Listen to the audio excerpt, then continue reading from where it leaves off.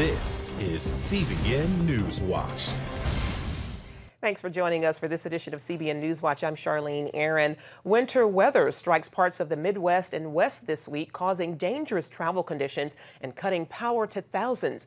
In parts of Kansas and Missouri, officials blame the icy roadways for two separate crashes that killed 3 people. The National Weather Service issued a winter weather advisory warning of freezing rain, snow, and more cold weather from Nebraska through Michigan. Freezing rain hit the Kansas City, Missouri area, and more is expected. Up to a quarter-inch of ice is possible. The icy conditions caused a school bus to overturn. I did make the phone call, and I did come out to see that the kids were getting put out by the monitor and the bus driver. Fortunately, authorities report all the students only had minor injuries. And our Mark Martin has been following the winter weather in parts of the country, and he joins us now with more. Mark, the winter weather is definitely in the West, following some rough weather out west. What's happened?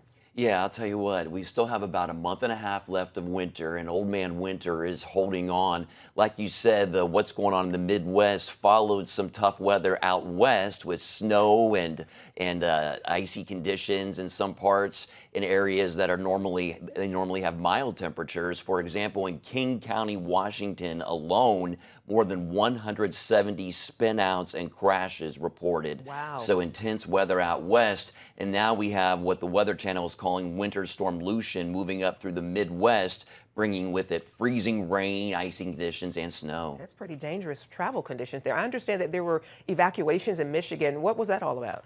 Yeah, definitely. Ice jams, believe it or not, in Michigan, in central Michigan, in Portland, Michigan, led to flooding, which then caused authorities to evacuate around 50 people from their homes. So it's just a wide range of weather here. But once again, ice jams in central Michigan led to flooding, and authorities evacuated about dozens of people, around 50.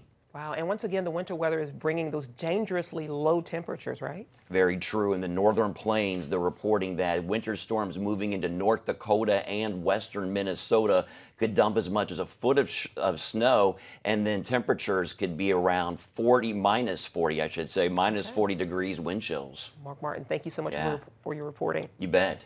Well, with Virginia, 3 top Democratic officials caught in political scandal, and if Governor Ralph Northam resigns, the state's next governor could be Republican Kirk Cox, who's Virginia's Speaker of the House. Virginia's Attorney General Mark Herring was next in line after Democrats called for Ralph Northam to resign, and his potential predecessor, Justin Fairfax, faced allegations of sexual assault. But Herring admitted Wednesday that he dressed up in blackface during a college party in the 80s. The scandal began last week when a photo from Northam's medical school yearbook surfaced with a photo believed to be of him in blackface. He first apologized for it, but later said he's not sure that was him in the photo. The House Intelligence Committee will launch a new investigation looking at Russian interference in the 2016 election and President Trump's business dealings. Democratic Chairman Adam Schiff made that announcement Wednesday after the president criticized partisan investigations in his State of the Union speech on Tuesday. Schiff says the investigation will include the scope and scale of Russian intervention in the 2016 presidential election. The president is calling Schiff a, quote, political hack. Congresswoman Maxine Waters urged Americans not to watch the State of the Union because she says under Donald Trump, the State of the Union is not good. But Tuesday night, the president had 3% more television viewers than he did in his first State of the Union speech. Trump drew a larger audience than Presidents Obama and Clinton did for their second State of the Union addresses. And during his speech, President Trump listed many of his accomplishments, especially with the economy. In his drive-at-home commentary, Gary Lane says many congressional Democrats found it hard to applaud those successes. I don't know about you, but I notice many sour faces from the Democrat side of the aisle. Shouldn't all Americans be pleased about our robust economy and some of those record low unemployment numbers? That's a victory for all of us, regardless of your party affiliation. But no applause from Pelosi, Schumer, and the Dems. I guess they only applaud success when it comes from a Democrat. And you can watch Gary Lane's full commentary and other issues affecting America and the world on tonight's episode of The Global Lane. It is on the CBN News Channel at 9:30 p.m. Eastern. Well, a Christian student organization won a permanent place on the University of Iowa campus on Wednesday. A federal court ruled that the university's human rights policy illegally targeted religious groups for requiring their leaders to believe in and follow their faith. In Blink versus University of Iowa, the university kicked Business Leaders in Christ, or Blink, off campus because the group requires its student leaders to affirm and live by its religious beliefs. After the university admitted that it knowingly targeted and deregistered Blink and other religious groups, the court ruled that the university must end its unequal treatment of religious student organizations. Well, with more and more states adopting pro-abortion legislation, it may seem that the battle for the life of the unborn is being played out politically. But one pastor in Washington state has come up with a unique way to fight back. Pastor Ken Peters of Covenant Church in Spokane, Washington, believes the church is the only hope for ending abortion in America. We got to activate, put legs to our faith. We got to find that balance between being mean and nasty and yelling. We got to find the balance between that and doing nothing. During a recent interview on the CBN News program Prayer Link, Peters shared how God presented him with that balanced way. I felt like the Lord said to me right in the middle of a church service, I want your next church campus to be the Planned Parenthood campus. So a few months ago, we planted a church right there at Planned Parenthood. It's called the Church at Planned Parenthood. One evening each month, Peters and members of his congregation go to the local Planned Parenthood and share a message of God's love and hope. We're aware of all the rules and doing our best to stay within those. So the police are definitely there. They're watching. Yeah. But tell that we're not there to cause trouble. We're there to worship God. We're there to pray. We're there to preach the gospel. As news of the church has spread, other ministries are joining in. Last service, we got about 65,000 people viewing in live on my personal Facebook feed. We had over 300 people there outside in the freezing cold, cars driving by. Overall, it's just been unbelievable. As more states move toward radical abortion measures, Peters says the time for the church to act is now. We have a Holocaust going on in our own country, and this really brings it to light, and we're confronting it with the Holy Spirit and with worship instead of in the flesh. And this really gets the light of Jesus right out in front of the community, right on one of the busiest intersections in towns. Meanwhile, he says there is great spiritual significance in making a stand where innocent lives are so easily terminated. The Bible says that that hell will not prevail against the church. But I think if the church does not engage, then hell has free reign. And so what we're doing is we're taking church right to the gates of hell, knowing that we will win. Friends and family of Rabbi Eckstein are mourning his passing. The beloved founder of the International Fellowship of Christians and Jews suddenly passed away Wednesday at the age of 67. CBN founder Dr. Pratt said, "Words cannot express the sorrow I feel at the untimely passing of my friend Eckstein." Robertson went on to say Yakil has been a pioneer and champion of Christian-Jewish relations for decades.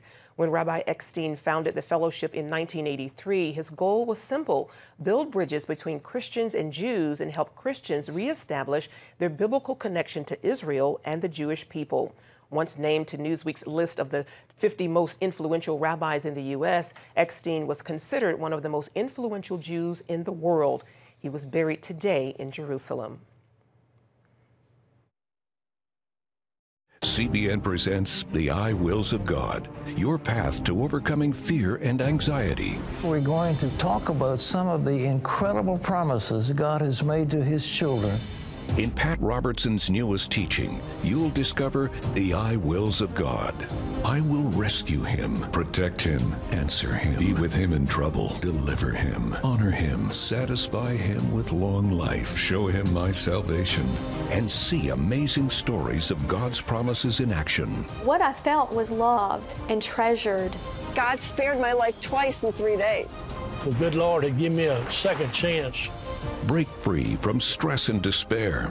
The Lord doesn't want you to live in fear, but to know the rewards given to those who love God.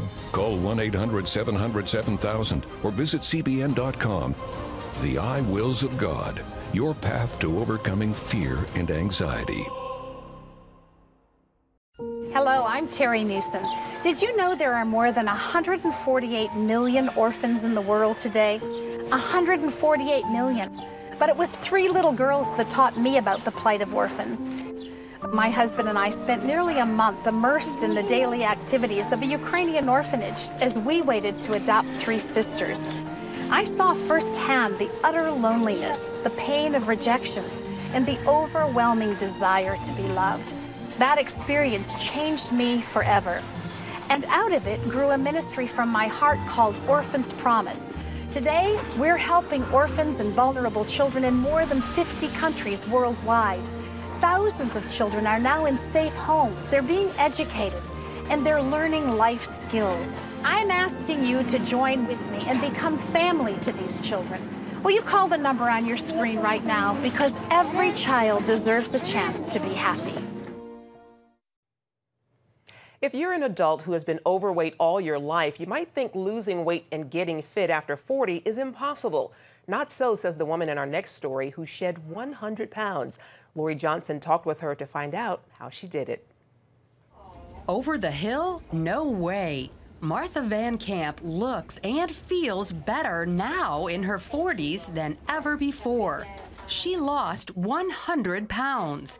This size 20 dress used to be tight on her. Now she's a size 2. I always felt like there was this fit body stuck in this fat girl's exterior. This marketing executive, who's also a wife and mother, battled her weight since childhood. I remember wearing a size 12 in middle school and not really being able to shop in the shops that other girls my age were shopping in. My junior year of college, I literally looked like a balloon that was ready to be popped. I was so overweight. After endless failed attempts to lose weight, she gave up until... Hit the 250, hit the age of 40, never exercised, realized something had to change. And change she did.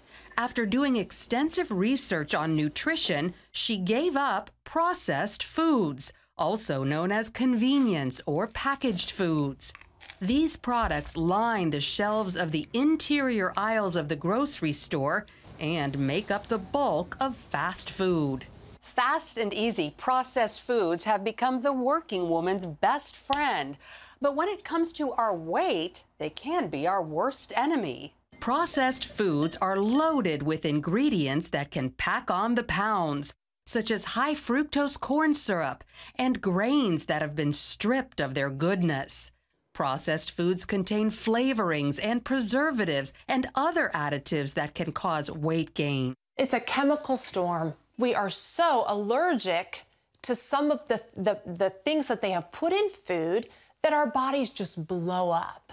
Martha's body shrank when she stopped eating foods made by big companies and started eating foods she made at home from scratch.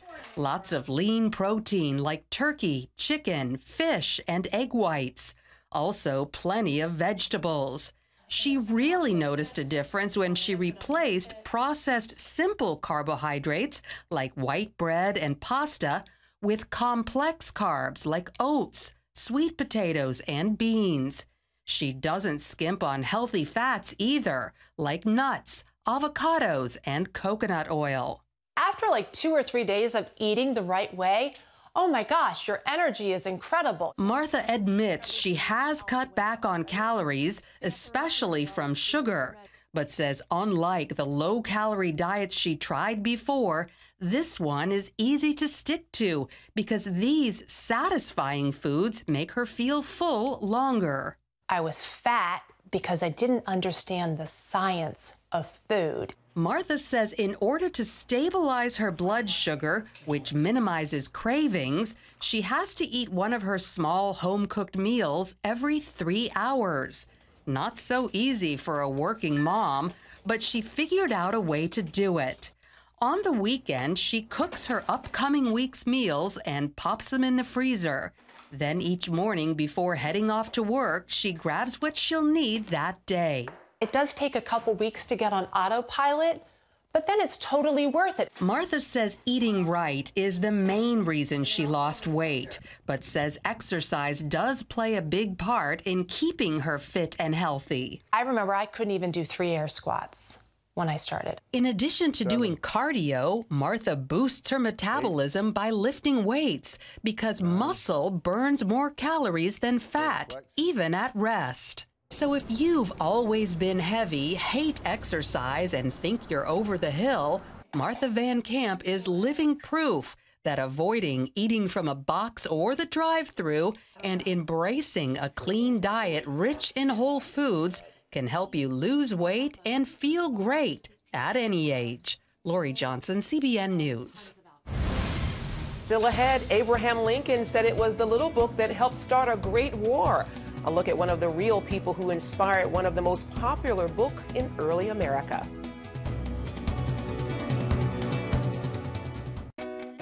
Parents, the Superbook Bible app is a great way to get your child reading the Bible because in today's busy world, we can use some help. The free Superbook Bible app has fun stuff your kids will love.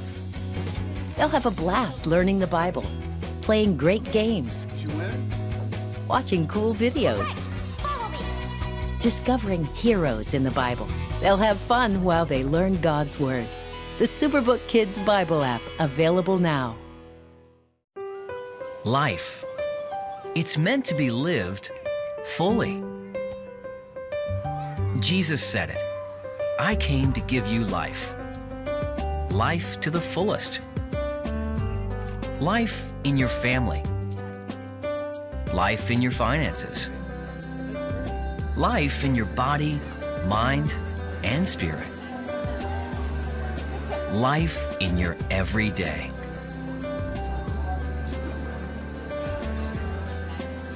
At CBN.com, we're taking what Jesus said seriously. We're here to help you discover life. Life. Live it fully. CBN.com.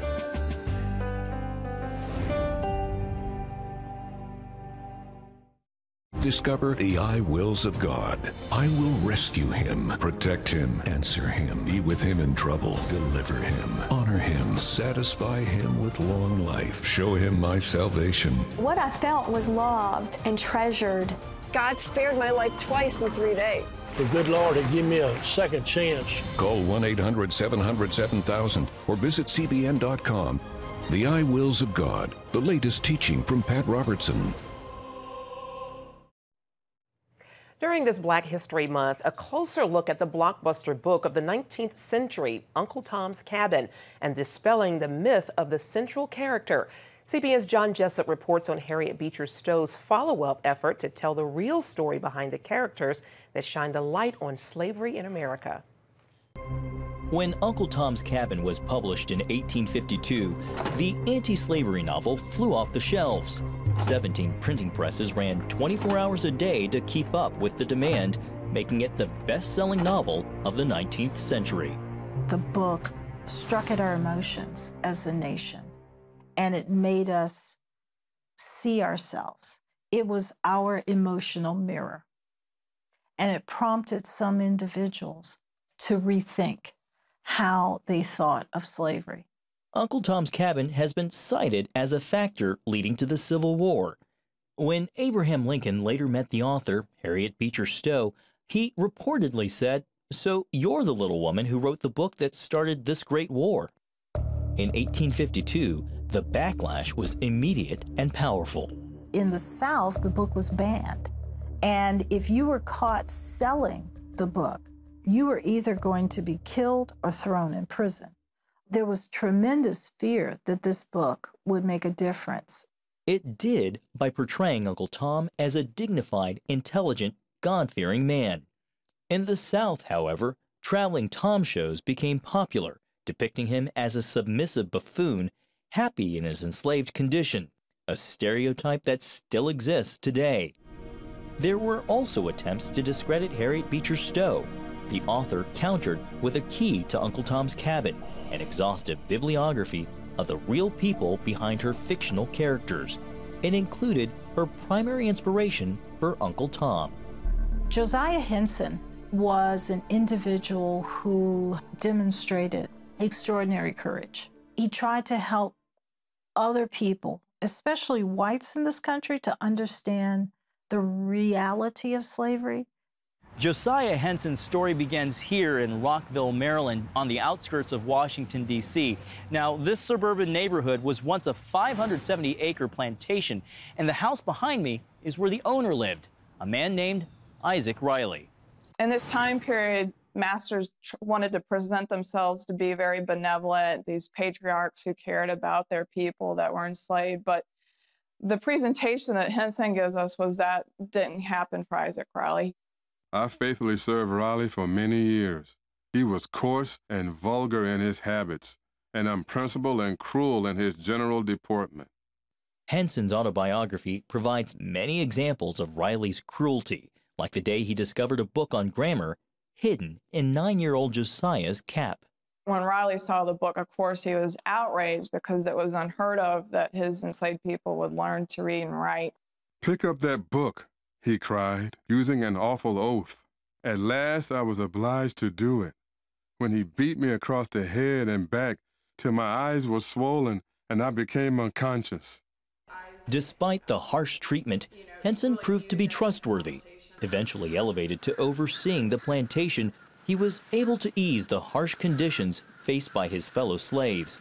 When he was 18, he was even allowed to attend a revival meeting. Although not permitted to enter the church, he heard a life-changing message from preacher John McKinney. He said, "Jesus Christ, the Son of God, tasted death for every man." It touched my heart, and I cried out, "I wonder if Jesus Christ died for me." Again and again did the preacher reiterate the words, "for every man." Oh, the blessedness and sweetness of feeling that I was loved. And that meant a lot to him because he knew that God would always be on his side.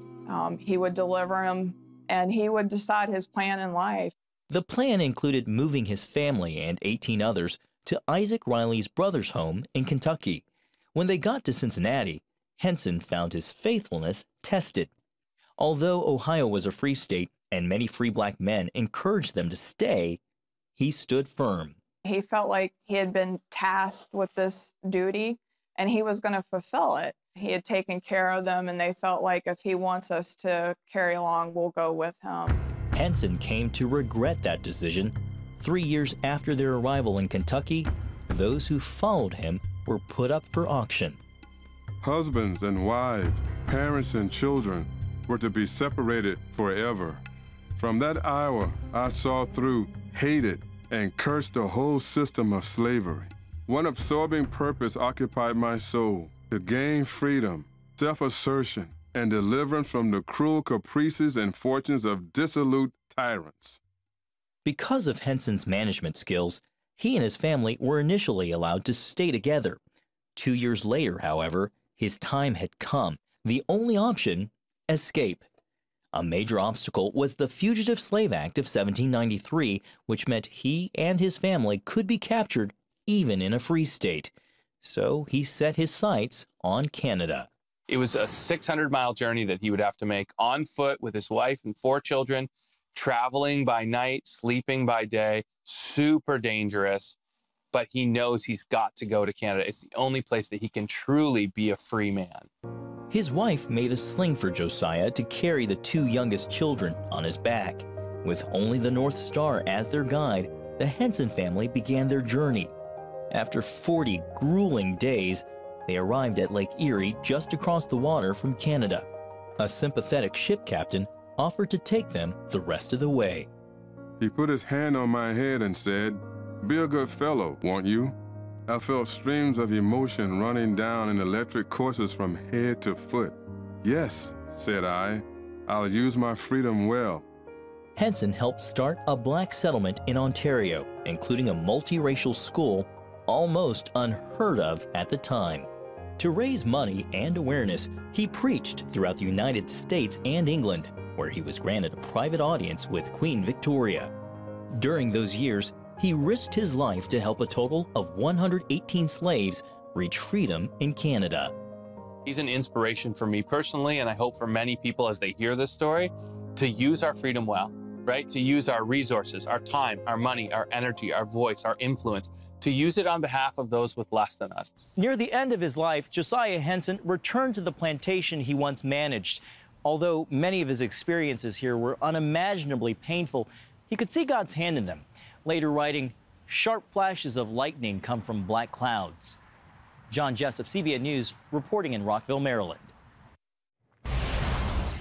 Coming up, Chris Pratt's message following a special visit to a Ronald McDonald House and meeting a group of children who stole his heart.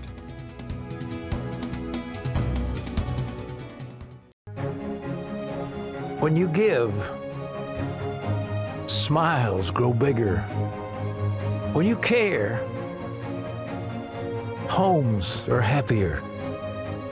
When you comfort, the hurt goes away. When we all come together to love, miracles happen. Hello, I'm Terry Newsom. Did you know there are more than 148 million orphans in the world today? 148 million. But it was 3 little girls that taught me about the plight of orphans. My husband and I spent nearly a month immersed in the daily activities of a Ukrainian orphanage as we waited to adopt 3 sisters. I saw firsthand the utter loneliness, the pain of rejection, and the overwhelming desire to be loved. That experience changed me forever. And out of it grew a ministry from my heart called Orphans Promise. Today, we're helping orphans and vulnerable children in more than 50 countries worldwide. Thousands of children are now in safe homes. They're being educated, and they're learning life skills. I'm asking you to join with me and become family to these children. Will you call the number on your screen right now? Because every child deserves a chance to be happy. Hello? Is this thing on? Hey, kids, do you love games? And do you love discovering things? Well, do ya? Then you're gonna love this. It's the new free Superbook Kids Bible app. You can play games, watch videos, find answers to your questions, and a whole lot more. The new Superbook Kids Bible app. Free downloads available on iTunes and Google Play now. Finally, actor Chris Pratt recently posted about a visit to a Ronald McDonald House in New York, saying, "Hug your babies." He said, "I had the chance to meet some awesome kids today. I am so blessed. Thank you to RMH New York for the extraordinary work you do with children. Thanks for giving me the opportunity to share in their light. My heart is full."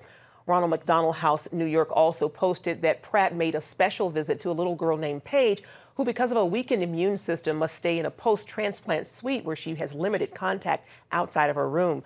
Pratt posted a pic with Paige along with several other children, and as you can see, he was practicing what he preached, hugging and loving on those kids. God bless them. You can visit cbnnews.com for more news, and you can watch CBN News programs anytime on your CBN News channel. Plus, reach us by email, newswatch@cbn.com, or talk to us on Facebook, Twitter, and Instagram. Goodbye.